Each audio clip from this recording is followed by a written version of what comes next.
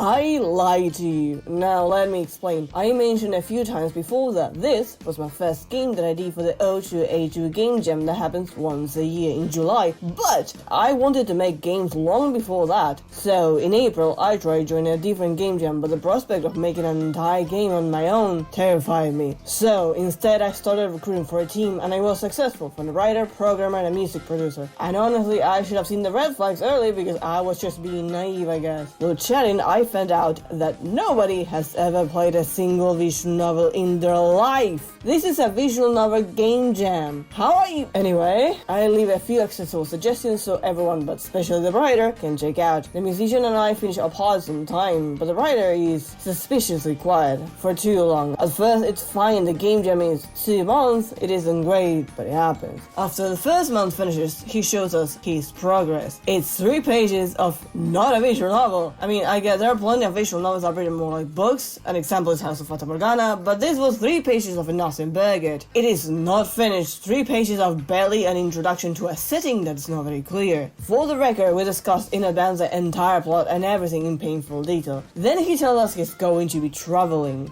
Okay, that isn't too bad, right? This man proceeds to go radio silent for 3 entire weeks. We sent an unreasonable amount of text and messages and everything, and the times we do get a message back was like, oh, don't worry, I'll finish on time. The day before the deadline, he shows up with 10 measly pages of not a visual novel script, hardly any dialogue in what was meant to be a dialogue-heavy visual novel. The disappointment I felt was immeasurable. I had worked so hard and suddenly all my efforts were thrown to the trash because of a single person. It was obviously not going to be finished on time, and that man had the guts to spend the programmer about the project not being finished. I have no words. That entire situation kept me away from making games for a few months and only came back to work completely alone.